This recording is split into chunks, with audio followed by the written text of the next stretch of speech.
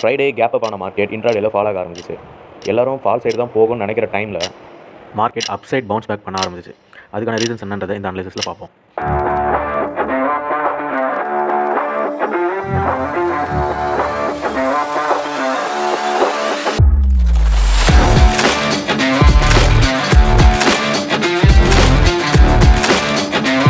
ஃப்ரைடேவுடைய trend அனலைசிஸை ஸ்டோரியில் post பண்ணும்போதே market வந்து புட் சைட் கன்சாலிடேட் ஆகலாம் அப்படின்னு சொல்லிட்டு போஸ்ட் பண்ணியிருப்பேன். மார்க்கெட்டும் கேப் அப் பண்ணியிருந்தாலும் புட் சைட் தான் கன்சாலிடேட் ஆச்சு. அண்ட் தென் ஈவினிங் செஷனில் மார்க்கெட் அப் ட்ரெண்ட் பார்க்க திரும்ப சில இம்பார்ட்டண்டான நியூஸஸ் எல்லாம் வர ஆரம்பிச்சிச்சு. ஸோ நம்மளுடைய ஜிடிபி டேட்டா ஃபஸ்ட் அட்வான்ஸ் எஸ்டிமேஷனை ரிலீஸ் பண்ணாங்க. 7.3% க்ரோத் இருக்கும் அப்படின்னு. இது ஒரு நல்ல ஒரு பாசிட்டிவான வைபாக எடுத்து மார்க்கெட் மேலே மூவ் பண்ண ஆரம்பிச்சிச்சு.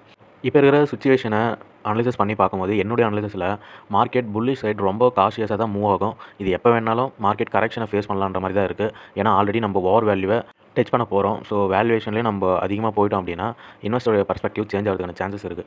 So before the budget investors இதை ஒரு கன்சல்டேஷன் மூடில் எடுத்துன்னு போக தான் ட்ரை பண்ணுவாங்கன்னு நினைக்கிறேன். ஸோ ஆப்ஷன் ட்ரேட் பண்ணுறதா இருந்தால் ஆல்ரெடி எங்கள் இன்ட்ராடே தான் மேக்ஸிமம் பண்ணுவீங்க. ஆனால் சில அனலிஸ்ட் ட்ரேடர் எல்லாம் ஆப்ஷன்ஸை ஹோல்ட் பண்ண ட்ரை பண்ணுவீங்க. ஸோ ஆப்ஷனை ஹோல்ட் பண்ணுறதை விட சின்ன சின்ன ப்ராஃபிட்ஸில் இப்போ புக் பண்ணுறது நல்லது தான். ஏன்னா நம்மளுக்கு ப்ராப்பரான ட்ரெண்ட் இப்போதைக்கு இல்லை. கன்சல்டேஷன் ஜோனுக்குள்ளே தான் நம்ம இருக்கிறோம். உங்களுடைய அனலைசிஸில் இருக்கிற வியூவை முடிஞ்சால் கமெண்ட் பண்ணுங்கள். டவுட்னா டிஎம் பண்ணுங்கள். பிகாஸ் அனலைசிஸை டிஸ்கஸ் பண்ணும்போது தான் நம்மளுக்கு ஒரு கிளியரான வியூ கிடைக்கும். தேங்க்யூ.